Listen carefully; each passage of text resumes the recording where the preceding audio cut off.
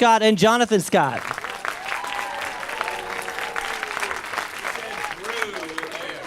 What did I say? All right. So I'll have you welcome. know, Hello. we're going to give you so much insight today about why we have one of the top-rated shows on the network. It's because, like in that video, we discovered that power tools and tight jeans sell. It's all about the jeans. That's why he has more social media followers than I do. He's the one who does the slow motion renovations in tight jeans. Who follows me on social media? A couple of you. Who follows me? I think I had 3 more hands. Yeah, over there. Do you He keep does. track? Do you keep track of each other's numbers as much as your own? So, No, I'm not really. Oh, bull. Drew, so I have about 130,000 more followers on Facebook, and it drives him nuts. If you can What ask about Linda, Vine? you can ask Linda. He can't sleep at night because of it. What about So- Vine? Vine, Drew's beating me, so he brings that up all the time. So, but Vine, I've got 40,000 more. So on social media, who's seen the videos that we do on Vine? Anybody? A couple of you guys? Basically, we come from a comedy background. I know we're answering all your questions. No, you don't before need even me. ask. Come on. We came from a comedy background. We used to do stand-up, sketch comedy, improv, and then we got into real estate. And obviously, a lot of you know us from Property Brothers and the shows we do on HGTV. But I love Vine because it lets us go back to our comedy roots. So we just goof off. You may see Jonathan in gold lame shorts. That happens. It's just typical outfit. I on also a- have Just very because short of Vine, of attention course. span. There's no, you wouldn't. If it weren't for Yes. Vine, that wouldn't be happening. Oh yeah. I'm wearing my gold lame shorts right now, underneath. So. So you did talk a little bit about the beginning. When did you always know you would end up working together though? I mean, despite no matter what it ended up being, did you know initially that you were just meant to just pal around? We started our very first business at 7 years old without any influence from our parents. And people were always saying, oh, that's cute, couple kids starting a business. We started making those hangers that you wrap nylon around and you do a little rosette on them. I don't know if you've ever seen them in Arts your and grandma's crafts closet. kind of thing. For real? So, yeah, For we real? did. So we started doing that. We saw them at somewhere where we were with my mom, and we're like, we could do that. We started making them. We went door to door at the holidays selling them, and people were getting them. This is cute. And we ended up meeting this woman who owned a chain of American paraphernalia stores in Japan, and she started buying them by the thousands. So I'm not kidding you. So these 2 7-year-olds, we were making thousands of dollars, and that was our first official business together. And we're like, we got the same entrepreneurial spirit. We had our business cards we made. We just got construction paper and pencil crayons, and we drew each card individually. And it was Jam Enterprises, Jonathan, Andrew, Mom. And our slogan was, we take care of your hang-ups. So that was... Oh, it's very but yeah, clever. we knew right from the beginning. We always worked well together. I know for our older brother, JD, he's 2 years older. We were the annoying little brothers because we were always on the go doing something. Nothing's changed. We're still the annoying brothers. Yeah, exactly. We were clowns. That was one of our first other jobs. Both of you were clowns, And he hasn't stopped. and one of you is a magician. He's a magician. Yeah. You need something to do you in want your me spare to time. saw Brian in half? Yeah, I don't know. please do. And also karate. Yeah, second-degree black belts in karate. We started that when we were 7 as well. My dad said, you can either get into scouts or actually, when my dad said it to us, we were beavers at the time. I don't know if you know what that is. It's like No. for What's that? boys when Yeah. you're a kid, it's sort of like a scouts It's kind like of thing. a Cub Scout thing. Yeah, or a Boy junior. Scout. And where we were in Canada, when you go from beavers, the next level is scouts. And so my dad said to us, you guys, you're 7 years old, you can go into scouts. Or you can go into karate! And he made it this very exciting sounding thing. We're like, yeah, let's do that.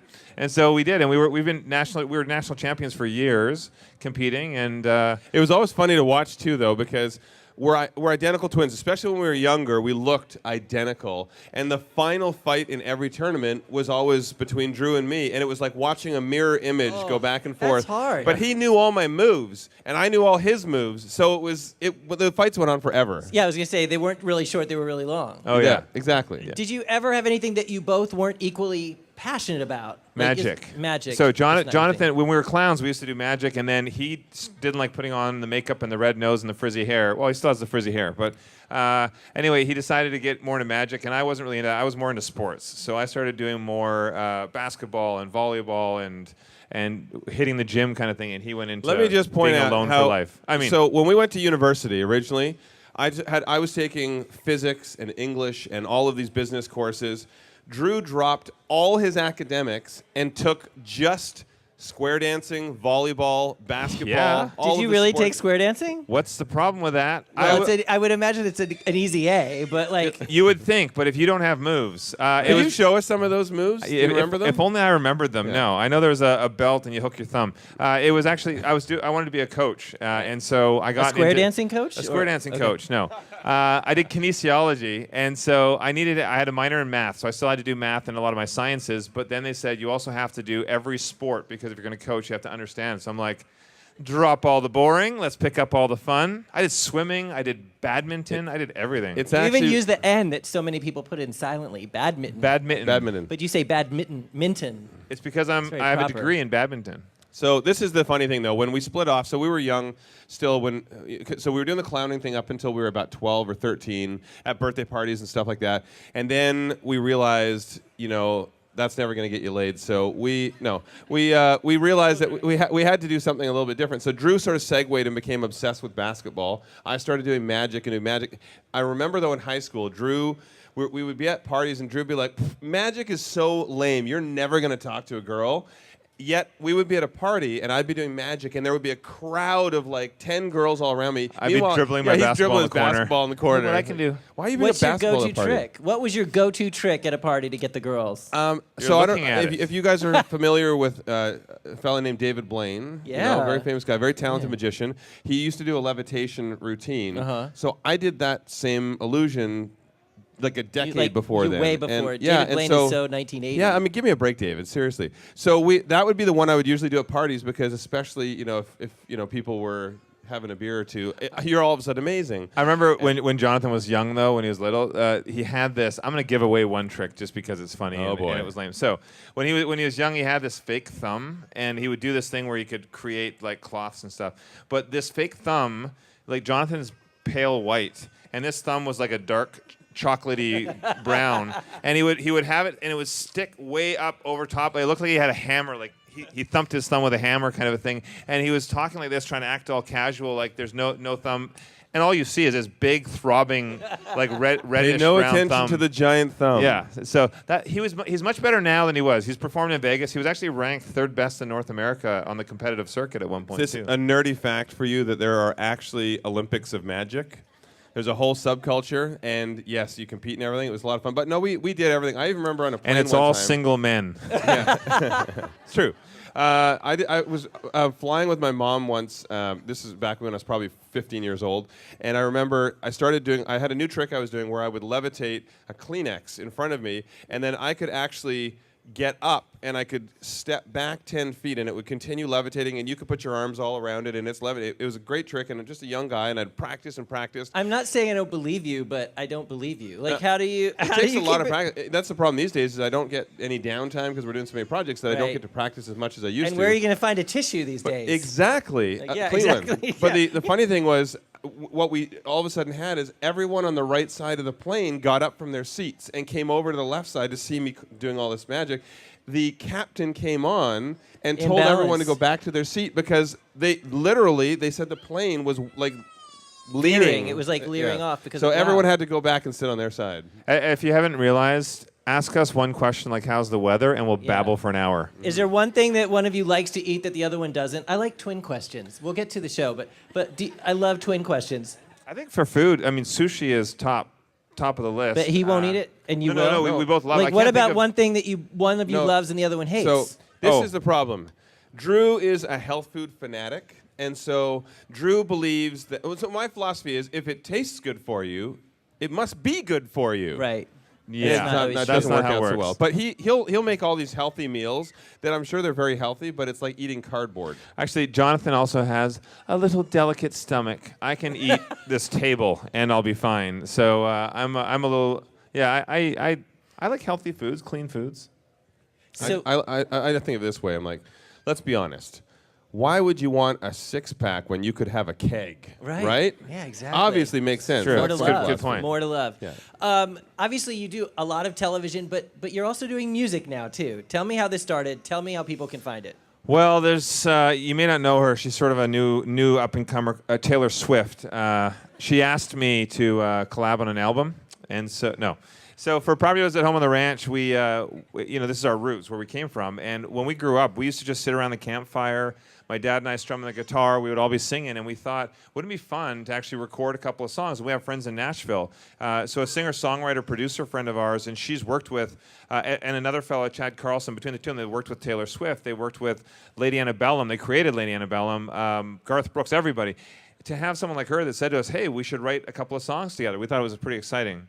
And we used to do that because we were in church choir way back when we were kids, and we also, back in the day, would get hired out to events where my dad, Drew, and me, we would play and sing and stuff like that. But in recent years, we haven't done any professional singing in probably 15 years. So it's always a passion of ours, but this is the first time we've actually written a song and recorded it. We actually wrote both songs here in New York, locked ourselves in a condo here and wrote for 2 days, and then we recorded them in Nashville. And we go in December, later this month, to do the 2 music videos. First off, doesn't he sound like a time management nightmare? Like, I don't understand how Oh you my do gosh. all that you If do. I could pull up my schedule right now and show Right. you. You Where cry. can they find the music before I ask you? On By the iTunes. way, I'd like to put it out there because on my iPhone, the calendar doesn't have enough space to include everything I need to do in a day. So if somebody could submit that request, Right. that somehow they make it a little Right. bit. Yeah, I need more. Well, more I wonder space. if there's anyone around here who could Yeah, take maybe that. I don't know. Yeah, Is yeah. that Genius Bar? Suddenly, Anybody? the geniuses all come swarming over. Right. So on iTunes, you can find our songs. Hold On, it's sort of a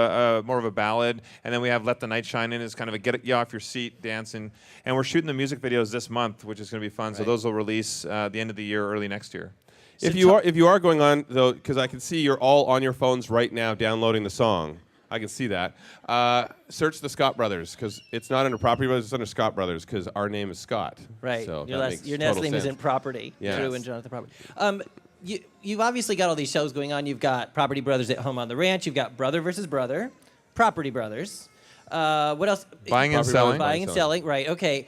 Which is Drew is better than Jonathan, season 4. that's right, season 4. We're pretty at season 37 on that one. But on top of that, like, walk us through like the lightning round of today. Like, because the shows are busy, but are they more relaxing than when you're not shooting? Because you seem to have a lot going on just today alone. Walk us through today. Well, so today we were up. I was up maybe 6 o'clock. We had interviews that we were doing, a couple of meetings, radio show, and then we had some taping for TV. So a lot of media while we're in town. Then we have meetings we have our furniture and decor line that we've launched, Scott Living, and so we had meetings for that. We're doing new designs. We're coming out with our indoor. Has anybody here seen any of our Scott Living furniture? We a One few person, hands. 2 people. Hey, he's my best friend now. Yeah, he's got better hair than Jonathan. Yeah. Get him out. Yeah. Yeah. So we have Scott Living. We launched on QVC, and then from QVC we've launched a few different stores, and we have new vendors we're announcing in the next 2 months.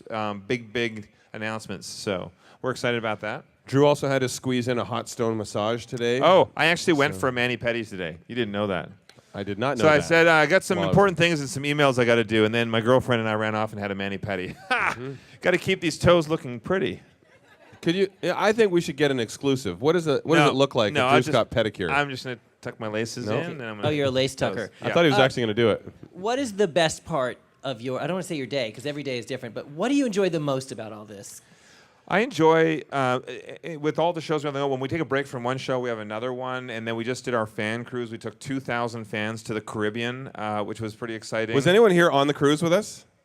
Anybody here? No, you guys missed out. guys, It was fun. so much fun. But what I like is that there's so many different things that we do. It keeps it dynamic. I don't like the monotony of just doing one thing. I love seeing the growth of our brand. And the fact that we air in over 140 countries, we are literally affecting people in a positive way around the globe. We're helping people understand how they can get into their dream home without blowing their bank. I like because what we do is a very creative process in envisioning what a home can be and making that change. But on the flip side, on social media, we do all kinds of goofy, fun things. We right. take the job seriously, but not ourselves. And what I love is when I see our fans also jump on and do something crazy and wild and wacky, and then they'll tag us so we can see it. At Halloween, we had, I don't know how many people dress up as the Property Brothers. It was the funniest thing in the world. We had babies that were like 6 months old dressed as the Property Brothers. We had older, everybody. We had yesterday, actually, 2 fans. I think they're sisters. I think they're actually twins. They actually posted, they grabbed a bunch of our typical poses from the different seasons. One of me carrying Jonathan over my shoulder and a few things. They dressed as us. She painted a beard on her, and they did all our poses. So it's Do you have a funny. couple go-to poses when you're together, like for a photo? All right. Give us like Albert. I won't tell you to pout or anything, but like if I'm the photographer and the photographer's facing you, what are your go-to poses? This is called the Property Brothers pose. Click, click. Yeah, that's exactly And it. then when we want to get a little crazy and mix it up, then I'll usually do this. Ooh. Oh, click, see that? click. Casual. The There's one- there's also the typical Drew every single day dealing with Jonathan pose. Click, click. We have many. Did you, when this all started, this particular phase of your business, how did it shake down? Did it just happen to be that you were going to go into the real estate side, you were going to do more renovation, or No, was well- that a natural thing? No, what a lot of people don't realize actually is Jonathan was a licensed agent as well. He was the broker for our company. So Jonathan actually had more real estate designation than I do. So Drew literally does nothing. yeah, you see. Yeah. But the other side of it too, I know how to do the hands-on side of it because when we first started, we both did all of the construction side, the renovations. But I'm not a licensed contractor. Jonathan went further and licensed as a contractor, and he went to school for design. The interesting thing is, so originally way back in the day, we went to school, both of us to school. I took business and Same school? University of Calgary originally, and then And I took ping pong. went for a little while there, and that's when we bought our very first investment property at 18. Two 18-year-old guys. We came out of high school. We didn't want to be struggling actors, and Drew was a director, so we thought, let's invest in real estate. That'll fund all our creative endeavors. And so we read every book we could. We even bought the infomercials with like the babes and boats in the background, and the guy's like, no money down, make millions. He wanted that. I still don't have babes and boats. But so we read all that, and we got just enough information that we were able to buy our first house for $250 down. That's all we were out of pocket. It was a big $200,000 home, which now and here would not get you even a parking spot. But where we were, that was a pretty good deal, and that was back in the mid 90s. And so we flipped that property, made a 50 grand profit, and the light bulb went on, and we thought we could make a business out of this. So that's when I left business at university, and I went to college for construction and design, licensed Drew a couple years later, and we started our company. We actually started our real estate company almost a decade before the show came around. Yeah, we started investing in '96, and then we actually were approached in 2009. So I was originally approached. We had been doing real estate since '96 until about 2006, and I decided I want to get back into acting. I hadn't done any of it. That was my passion. We did it when we were kids, and I started going out for auditions. But when I was going for auditions, I started getting more calls for host roles as a real estate expert, which I thought at the time, like, I don't want to host, I want to be an actor. And then now it makes so much sense doing it. And then I started being pitched for a few shows. I was pitched for a terrible show. The Jonathan worst loves this. show ever. So this was called Realtor Idol. It's basically American Idol for realtors. This is And the I have a dumbest beautiful idea. voice, but it No. was stupid. And that show there obviously didn't go anywhere. But the production company had another show that they were thinking of doing, and they found out he had a twin brother who was a contractor and a designer, and they pitched us a show called My Dream Home, which we massaged a little to be more what we were doing with clients, and that's when Property Brothers was born. Yeah. But you also still act a little bit, right? I do, yeah. Yeah. Jonathan and I have both done some cameos over the years. We've been so busy filming 4 shows on HGTV, we haven't actually had I haven't had a chance to Sorry do a lot. about that. Thanks a lot. You're responsible. But I did last year. I did a Christmas movie, The Christmas Parade. The funny thing is, when they approached me at first, the producer had said, "We'd love you to be the male lead." And I don't know if anybody knows Anna Lynn McCord. She's an actress in Hollywood. She was the female lead. And I said, I can't take 11 days off for filming. I only have 4 days. And so they said, oh, well, could you play the supporting character? And I'm like, great, what is he? Oh, he's the jerk real estate guy. So I said, sure, I'll play Jonathan. No problem. What I was saying to people, so Drew filmed this, and it was the very successful holiday movie, and Drew didn't actually realize. He just thought it was just a documentary crew following him around as the jerk realtor. Yeah, you know. But It's fun. I love acting, and I will be doing more in the new year. I have a couple of opportunities, and as well directing. We have our production company, Scott Brothers Entertainment. We produce Brother versus Brother. We produce Property Brothers at Home on the Ranch that you saw a little tease about, and we produce shows that we're not in as well. But we also are getting back into the scripted side. So we have a few feature films that we've written that we're excited to get off the ground in the next year to 2 years.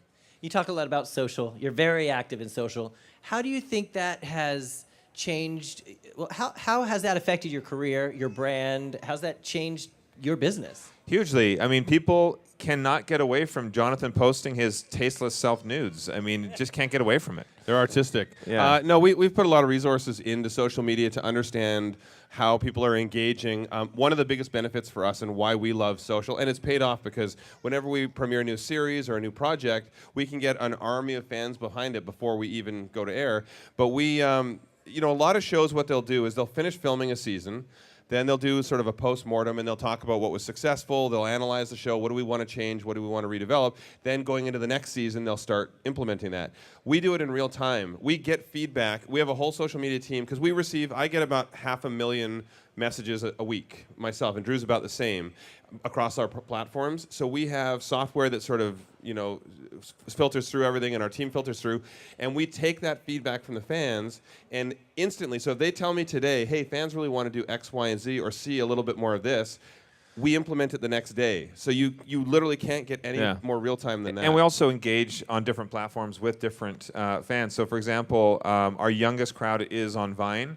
And so it's nice for us. Our shows, actually, we reach the widest demographic, too. Obviously, our primary demographic are women 25 to 55, but we hit a large male audience, a large younger audience, and that's exciting for us. The whole family can watch our shows and enjoy it and get something out of it. Nothing means more to me than when we're out in public and a kid just 5 or 6 years old says to their parents, I see them elbowing their parents and say, hey, that's Drew from Property Brothers. That's cool that a kid can actually watch the show and be entertained by it. And you've kind of brought your family into the fold as well. Talk to us about that. Yeah, we've discovered, so when we originally launched Property Brothers at Home last year, who saw the renovation on our house in Vegas? How come you haven't come over to use the water slide? Anyone use the slide yet? No? Heck. So when we did that renovation, so that show, the ratings were off the charts. It had broken a bunch of records. It was great, very successful show. And we realized we're not what people were tuning in for. My parents and my dogs are more popular than we are. Yeah. So we've now let's put them in more. It's actually funny, or it's fun for us to have our parents involved. And JD, we have an older brother, 2 years older, and I mean, he's a host. He has his own shows, and he does some with us. We also produce a show that he's in, and it's just fun to have the whole family together because we're such a tight family. By the way, anybody here see Family Feud that we did? A couple of hands went up. My mom had the best answer ever. So one of the questions, if you know how Family Feud works, there's a poll. And the question was, who is most likely to tell you to lay back and relax? And my mom, all flustered, answered. Well, some of the answers were like dentist, therapist, massage therapist, whatever. And I said your spouse, and those are all on the board. And then my mom's like, And Steve Harvey's like, come on, Joanne, who's most likely to tell you to lay back and relax? My mom says, the milkman. That's what our family's like. First of all, does that position even still exist? Are there milkmen? No, not really. I It don't might know. be coming back. I think Yeah. everything is now coming back delivery-wise. Yes. But Yes. Possibly. So to answer your question, we're going to actually take some audience questions in just a moment. But before we do, what do you think is the biggest misconception about you both? Or something that people assume about you that they're way off about? I think one thing there's a huge misconception is that we film everything in Canada. A lot of people think we're from Toronto. We've never lived in Toronto. We filmed there, but we live in Las Vegas. We're from Vancouver originally, so we are Canadian, but we shoot more in the U.S. than we do in Canada. But because at the tail credits, there's a little Canadian flag, because we do some post-production and editing up there, and season 1 was up there. People just assume everything's shot in Canada. What brought you to Vegas? Well, Drew wanted to be a pole dancer, so Yeah, didn't work out. No, There are hairy more legged pole poles dancer there. doesn't work. Yeah. No, so back when the economy had collapsed in Canada, so our construction company originally was in Calgary. The U.S. was further along in the recession, so there was a lot more opportunity to invest there, and so I moved down. And at the same time, I'm a magician, so I worked in Vegas, and I had a lot of friends there. It's So there was warmer. Easy answer. no snow, no rain. Right. Better opportunities there. And Vegas itself people don't realize it. It's a diverse city. I mean, I love shows and restaurants. I don't gamble, so Yeah. it's a good It was a city. good city for him as an illusionist, though. That was a huge thing for him to want to live in the heart. Yeah. All of the world knows Vegas for magic as well. I still perform in Vegas once a year. Really? So last Where? year I Is performed. it always the same place or no? Yeah, mix around. So last year I performed at the Tropicana at the Laugh Factory there. This year I think I'm going to do a set. It's I usually go in one of my friends' show and do a set. This year I think I'll probably do it over at the Planet Hollywood. Awesome. And it's a lot of fun. So We'll follow you on social to find out. Yeah, absolutely. And by the way, so you guys know as well, we shot in New York and Connecticut just up until when do we end? October. Yeah. So Yep. we were just here for 7 months filming, and we're back in April. We'll be filming here again. So we just posted today for auditioning. So if you live, we're mainly doing the Westchester area, and then we went up in as far as Stamford. But if you guys are looking to renovate, you're looking to buy a house and renovate, you can apply. Go to the social media page for Property Brothers. Or if you're looking to give me fresh baked goods, I'll do your kitchen Yep. renovation for free. So Ooh, that's the way that to is my a heart. loaded offer right there. Also buying and selling though too. Keep that in mind. Buying and selling. So if you're looking to sell your home and move on to something else, we're also doing that. I feel like I should have a disclaimer there, like pastry purchase does not guarantee kitchen makeover. Yeah. So let's see who has some questions in the audience here. Could someone raise their hand if you have a question? My name is Andrea, and I have an identical twin sister. And I want to Yes. ask you guys a twin question. Yes. Out of you and Drew, which one is the devious twin?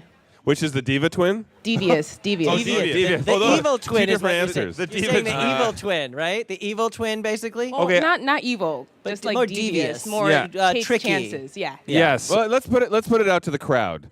If you guys had to vote by show of hands, if you think Drew's the devious twin, raise your hand. Oh, come on, guys. That's just not You guys fair. are smart. Why See, am I- everyone this always is the says I'm the thing. bad one. I, think- act all innocent, but really behind closed doors. He's the puppet Actually, master. here's a different side of that question. Who's the more mischievous twin? Recently, Jonathan has been trying to prank me every 2 seconds he can get. Has anybody seen on social media when he hid the fire hydrant under the pile of leaves? Anybody see that? You saw that? Jonathan did a bro prank, and he hid a full fire hydrant under these piles of leaves, and then he just came across as we were walking along. I didn't know he had prepped, and he's like, hey, let's, for social, let's do, like, kick over some leaves or whatever. I'm like, great. I run up there and kick it, and it's a fire hydrant. Dong! Thanks a lot. 4.5 million views on that video. I think we have our answer, though. Hi there, my name is Giselle.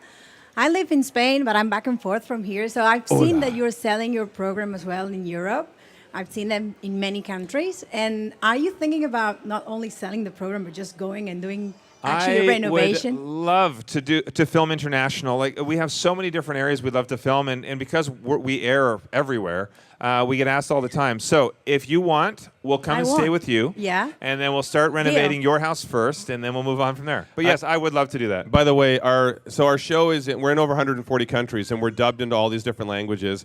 Our Spanish one is hilarious because it's Hermano Salobra, and they dub It's us with horrible, this guy the who has a deep, deep voice, but the same guy does both of us within the same breath, even. Really? And so Yeah. when we go, so people expect that I have this real deep, sexy voice. In the commercial actually was me turning around holding a puppy in a tight Hola. white shirt going, hola. Yeah.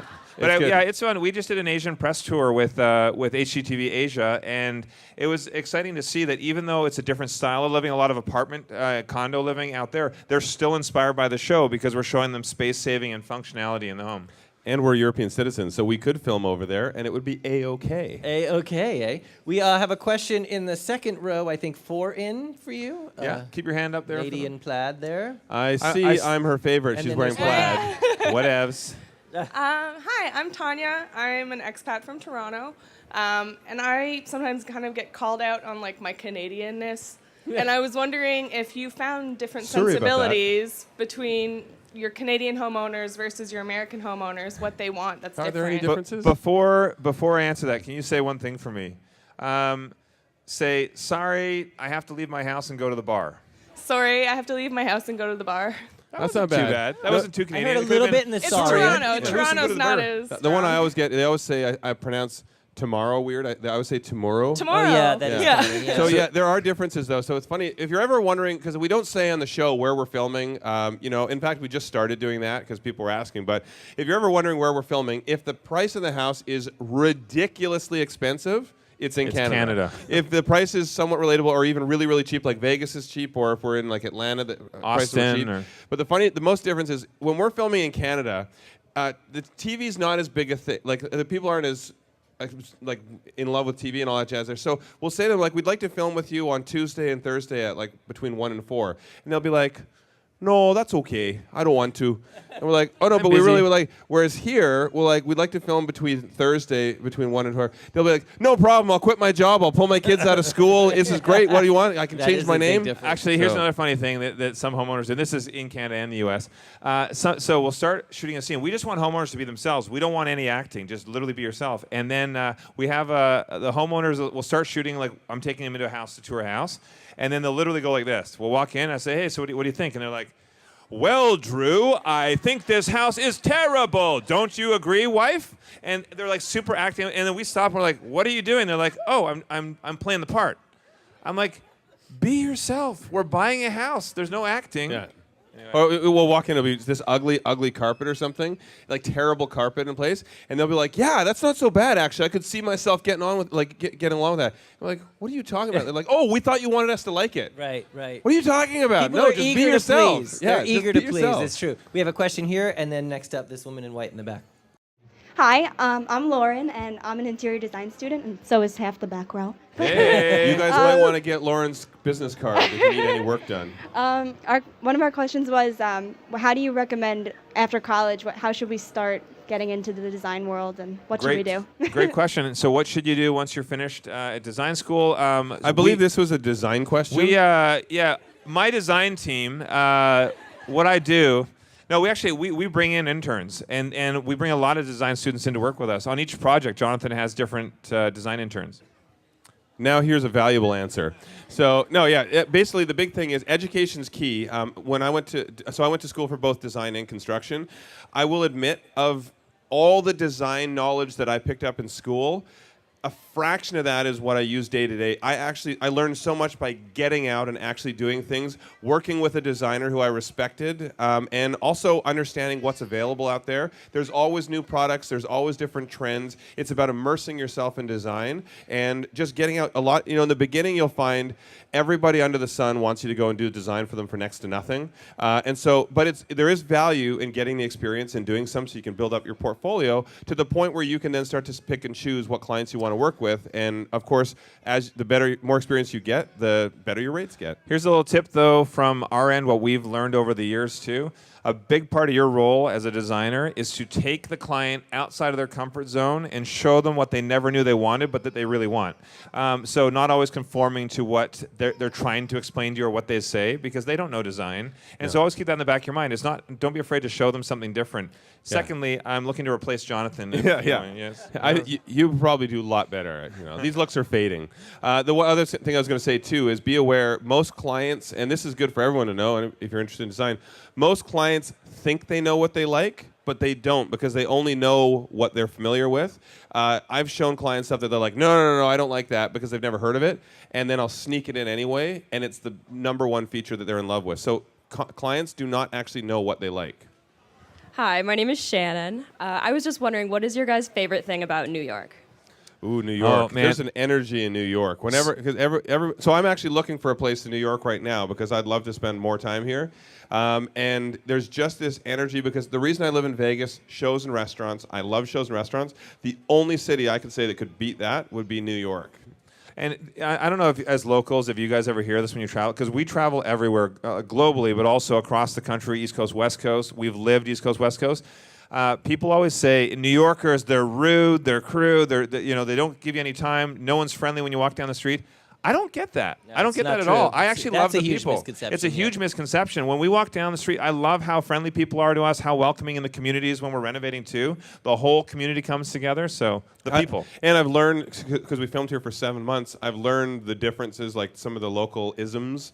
For example, when we were filming in, say, Toronto, people are like, if they're cutting you off in traffic, they'll cut you off, but they'll say, "Oh, sorry," and then they'll cut you off. Whereas here, they're like, "Get out of the way!" Yeah, that And doesn't they'll- happen here. So I've learned the differences, subtle. And our last question right there in the back, on the right there.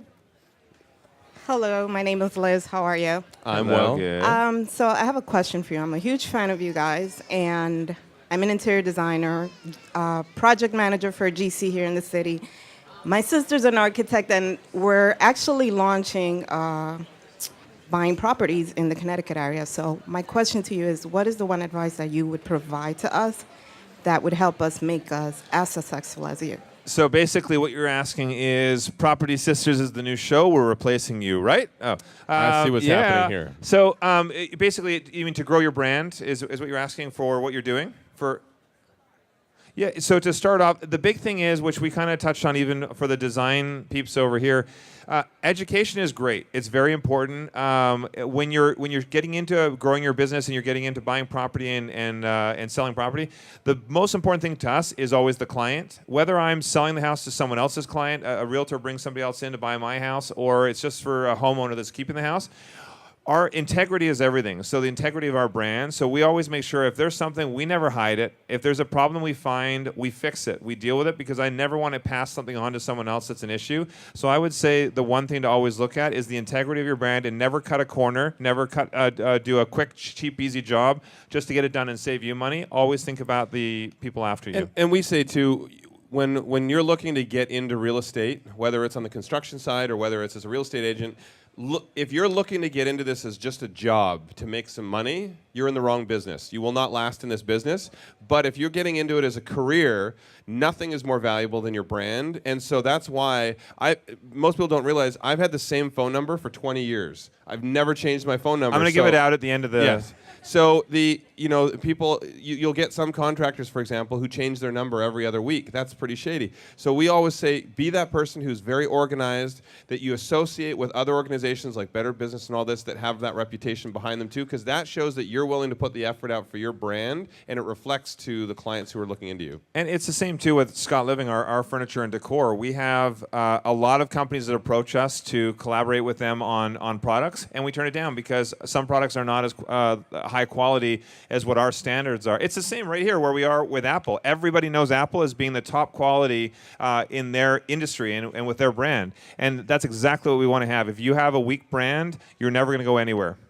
Lastly, watch them on HGTV Wednesday at 9. 9 Property o'clock, Brothers at Property Home on Brothers the Ranch. episode 2 will be airing Wednesday, yeah. And following on social, it's Mr. MR, Jonathan's. Right? Mr. Silver Scott, Silver's his middle name, and Mr. Drew Scott. Drew Scott, sorry. And then also you can actually, if you want to binge watch, you can go to iTunes Store right now and get many, many, many episodes. So everybody, let's put it together for Drew and Jonathan Scott. Thank you so very much. much. Thanks for hanging out with us. Good luck to the design peeps out here.